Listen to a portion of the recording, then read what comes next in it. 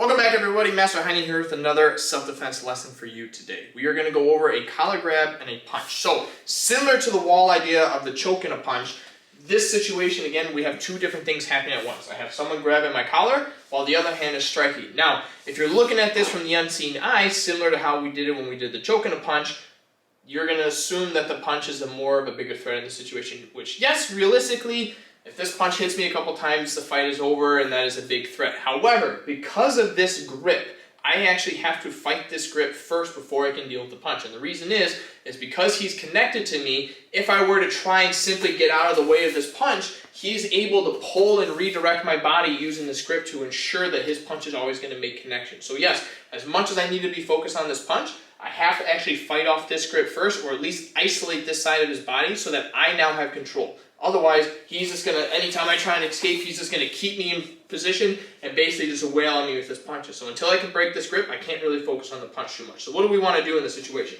You could, if you wanted to, start off by throwing a couple kicks, and hopefully that'll kind of break the punch down a little bit. Then I can throw in my strikes and simply break off the grip like we've done in the past. That does work, however, depending on if I can reach this person, if I miss that kick and I miss this strike, that whole technique is going to be useless. So a better option is going to be to completely isolate this side of the body and pretty much put yourself over here. So if you remember when we've kind of been doing a little bit of the Russian tie, we're going to focus on the same concept. So what I want to do is I'm actually going to use my cross hand, grab the wrist, use my same side hand, hook the arm, and as I pull myself in, I'm also going to kind of scoop this arm and just kind of completely tuck to this side.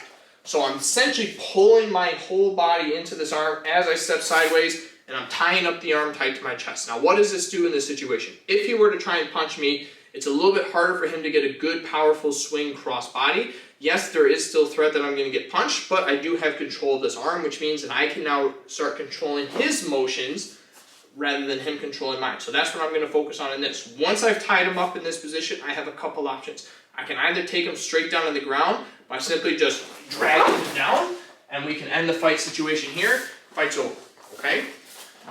Or we can get into this situation and simply just try and break this person down a little bit and just using this arm. So anytime I see that he's going to punch me, I can simply just kind of rotate around, drive into him a little bit, and continue to turn him if I want. However, again, I don't want to play ring around the rosy, so I'm just going to use that if I feel like he's about to throw a punch. Otherwise, I can throw a cross-body kick a little bit, I can throw a side kick if I want to, and again, I'm just kind of keeping the heavy pressure on this side of his body to keep him off balance, which again, makes it harder for him to punch. Now, once I've off-balanced him enough, I can let go with one of the hands, I can throw in a couple strikes if I want to, completely disengage, my hands are up, again, the fight's over. So we have those two options.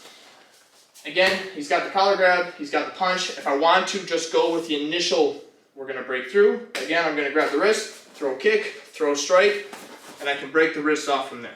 One option. But again, understand that if you miss any of those or you screw up any of that, the technique's over. So again, your better bet, grab, opposite hand, grab the tricep, grab the clothing if you need to, and I'm pulling myself in for Russian tie. My preference, take him straight to the ground in this situation. Drag him straight down, throw in a strike if you need to, put some pressure on them if you need to, and just hope that the situation ends here without having to worry about anything. I don't want to take this fight to the ground in the sense of I'm going to get down and start putting him in a triangle lock or a body lock or restrain him on the ground. I'm simply just here in position. I've got pressure on his shoulder. I can strike him if I need to. I can pull him up if I need to, whatever we want to do. But I have control in the situation here, and then I can disengage. That's my personal preference. Take him to the ground and just control him in that aspect. If you'd rather not, again, from this position, throw in a couple kicks, knock him off balance a little bit so you know that the punch is no longer a threat, throw in a couple strikes, completely disengage. So you have options from there, but again, it's opposite. You have to look at the bigger picture. Yes, the punch is coming at you, but because of that grip, I'm not able to get away from the punch in the first place. So in that situation, the grip is more crucial.